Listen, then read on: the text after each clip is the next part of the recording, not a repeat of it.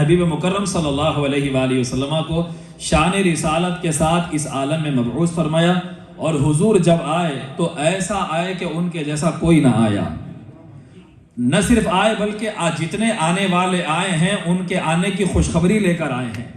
جتنے آنے والوں کو کوئی پوسٹ دے کر، کوئی پوزیشن دے کر رب قدیر نے بھیجا تو یہ کہہ کے بھیجا کہ دنیا میں جانا، اپنی نبوت، اپنی رسالت کی شان کے ساتھ قوم کی رہبری کرنا، اپنی ڈیوٹی پوری کرنا، اور سب سے اہم ڈیوٹی تمہاری یہ ہوگی، ایک تو یہ اللہ کے رب ہونے کا اعلان کرنا اور مصطفیٰ کے رسول اعظم ہونے کا اعلان کرنا۔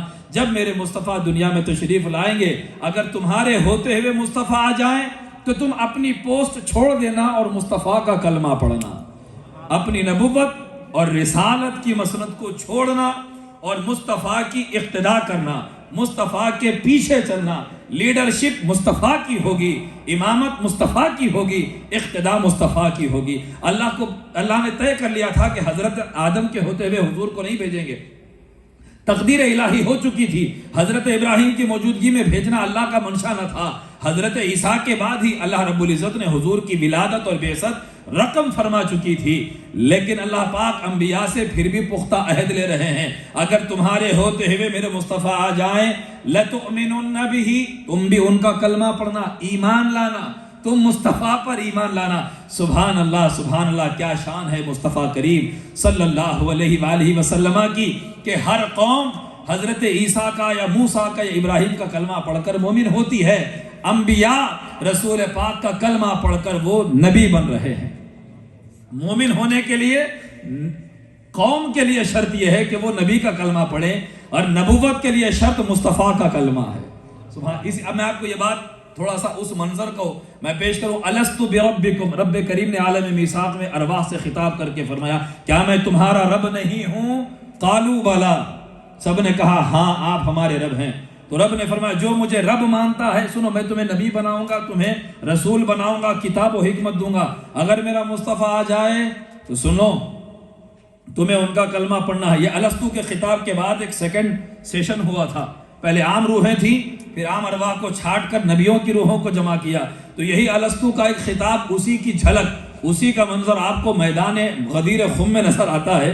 رسول پاک نے اپنی نبوت کا اقرار لیا، اپنی ولایت کا اقرار لیا، رب نے ربوبیت کا اقرار لیا۔ الستو بربکم، رسول پاک نے میدان غدیر میں فرمایا الستو ولیکم، کیا میں تمہارا ولی نہیں ہوں؟ قالوا بلا، سب نے کہا ہاں آپ ہمارے ولی ہیں، آپ ہمارے مولا ہیں۔ رسول پاک نے فرمایا جس کا میں مولا ہوں علی اس کا مولا ہے، جس کا میں ولی علی اس کا ولی۔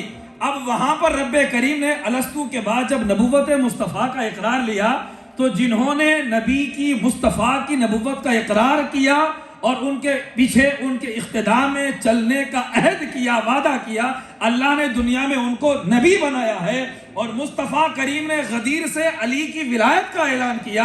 جتنوں نے علی کو ولی مانا ہے اللہ نے ان کو ولی بنا دیا۔ سبحان اللہ، سبحان اللہ۔ دعا کیا کی پیغمبر اکرم صلی اللہ علیہ وآلہ وسلم نے، اللہم والی من والہ، اے اللہ جو علی کو ولی بنائے تو اس کو ولی بنا دینا۔ سبحان اللہ۔ تو جو علی، یہ جو ولی بیٹھے ہیں اجمیر میں، بیٹھے ہیں لاہور میں، بیٹھے ہیں پاک پتن میں، جو ولی بیٹھے ہیں کلیر میں، یہ ولی یوں ہی تقوی پرہیزگاری سے ولی نہیں بنے۔ تقوی پرہیزگاری تو خارجیوں کے پاس بھی بہت ہے، عبادت ابلیس کے پاس بھی بہت ہے، وہ ولی کیوں نہیں بنا؟ ایک ولایت کا جو پروسیس اللہ نے رکھا ہے وہ یہ کہ مصطفیٰ کی نبوت مانو تو آدم سے عیسیٰ تک سب نبی بنے۔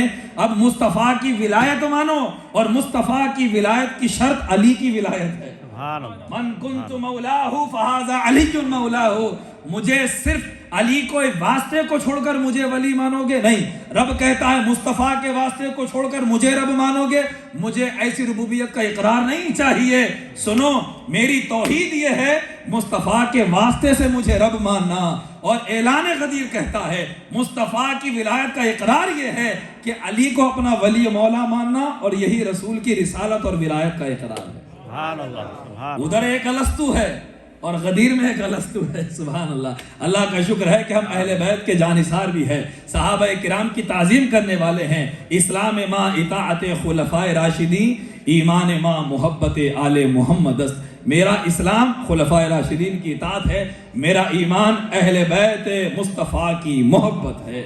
ایمان دل کی کیفیت کا نام ہے، اسلام اعضاء و جوارح سے اطاعت اور اقتداء سے ظاہر ہوتا ہے۔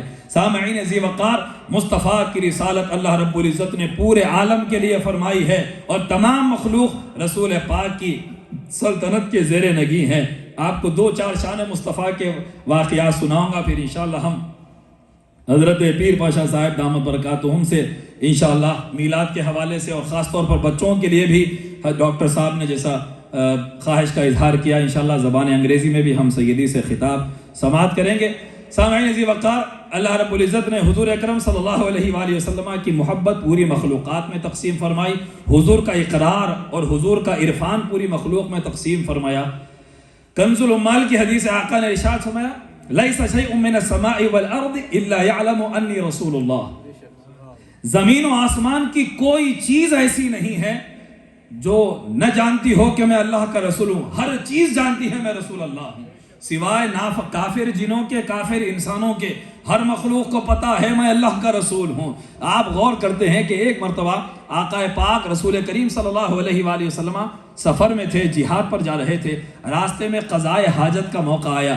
حضور صلی اللہ علیہ وآلہ وسلم نے غالباً ابن مسعود رضی اللہ تعالیٰ عنہ کو فرمایا، اے عبداللہ ابن مسعود، دیکھو کہیں کوئی درخت ہے کیا؟ انہوں نے کہا، یا رسول اللہ، دور ایک درخت ہے، 2 فاصلے پر 2 درخت ہیں، تو حضور مجھے ضرورت سے فارغ ہونا ہے، جا کر اس درخت سے کہو کہ رسول پاک حکم دیتے ہیں کہ تم آپس میں مل جاؤ۔ عبداللہ ابن مسعود جاتے ہیں، درخت سے کہتے ہیں رسول پاک نے حکم دیا ہے تم دونوں آپس میں مل جاؤ۔ دور صحرا کے 2 درخت زمین کی چھاتی کو چیرتے ہوئے آ کر مل جاتے ہیں، اور میرے آقا وہاں جا کر ضرورت سے فارغ ہوتے ہیں، پھر دونوں درخت اپنی جگہ واپس چلے جاتے ہیں۔ تو جب میرے نبی نے فرمایا کہ اے عبداللہ ابن مسعود، درختوں سے جا کر کہو، عبداللہ ابن مسعود نے یہ نہیں کہا یا رسول اللہ درخت سنتے کہاں سے ہیں، پھر میری کہاں سے سنیں گے؟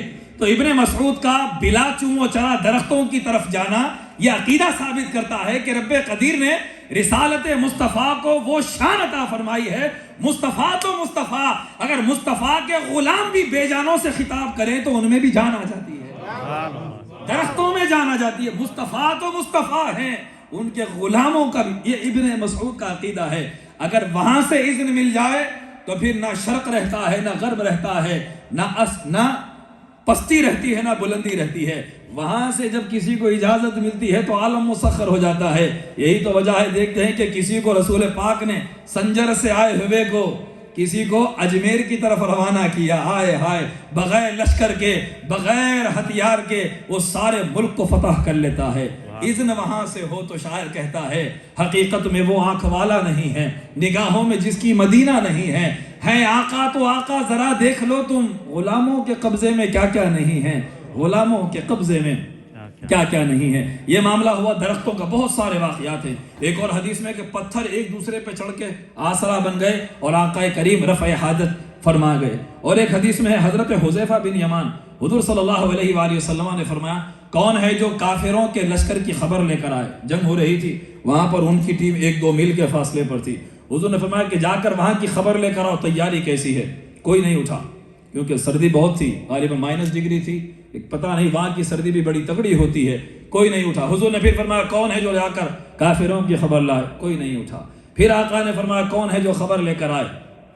کوئی نہیں اٹھا۔ حضور نے فرمایا اے حذیفہ، کیا تو نے نہیں سنا؟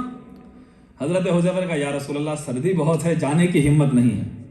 حضور نے فرمایا کہ ٹھیک ہے، تم جا کر آؤ، تمہیں سردی نہیں ہوگی، تم جا کر آ جاؤ، تم کو کوئی سردی نہیں ہوگی۔ بس حضور کا ارشاد ہونا ہی تھا۔ حذیفہ بن یمان کے بدن میں ایک بجلی کوند گئی۔ کہتے ہیں کہ علماء نے فرمایا جا کر آنے میں قریب 2 سے 4 گھنٹے کا ٹائم رہا ہوگا۔ حضرت حذیفہ بن یمان جاتے بھی ہیں، پوری خبر لے کر آتے ہیں، ہر چیز پر ٹھنڈک طاری ہوتی ہے۔ حذیفہ بن یمان پوری ان کی باڈی گرم اور وارم رہتی ہے، واپس جا کر آتے ہیں، موسم کا ان پر کوئی اثر نہیں ہوتا۔ یہاں علماء فرماتے ہیں کہ ہوا کو اور موسم کو حکم ہے کہ کسی کا لحاظ نہ کرنا، ہر ایک کو سردی ہونا ہے، مگر جہاں فرمان رسول آ گیا تو موسم اور ہواؤں کو اطلاع ہو گئی، یہ حذیفہ جو جا رہا ہے اس کے پیچھے حکم مصطفیٰ ہے، ان پر رسول کریم کا اذن ہے، ان کو حاصل ہے۔ ہر چیز پر اثر انداز ہونا ہے، حذیفہ کے قریب نہیں پھٹکنا ہے۔ فرماتے ہیں کہ حضور کی محفل میں واپس آنے تک مجھے سردی نہیں ہوئی، تو پتا چلا کہ تمام مخلوقات موسم تک حضور کے حکم کے تابع ہیں۔ آخری واقعہ سناؤں اور شان رسالت مصطفیٰ اور حضور سے وفا، نسبت مصطفیٰ پر جمے رہنا اور استقامت کا اجر سنا رہا ہوں۔ ابو مسلم خولانی ایک جھوٹا مدعی نبوت ہوا، نبوت کا دعویٰ کیا تھا، تو اس نے اسود انسا، حضرت ابو مسلم خولانی صحابی تھے، معذرت، اسود انسا جھوٹا نبوت کا دعویٰ کیا۔ حضرت ابو مسلم خولانی کو اس کے لشکر نے پکڑ لیا تھا، ان سے کہا کیا تو گواہی دیتا ہے کہ میں اللہ کا رسول ہوں؟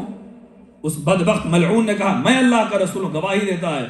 تو اس عاشق صادق نے کہا مجھے سنائی نہیں دیتا، مجھے سنائی نہیں دیتا۔ اس نے کہا کہ اس کو ایسا نہیں سنایا جا سکتا۔ اس نے کہا کیا تو گواہی دیتا ہے کہ محمد اللہ کے رسول ہیں؟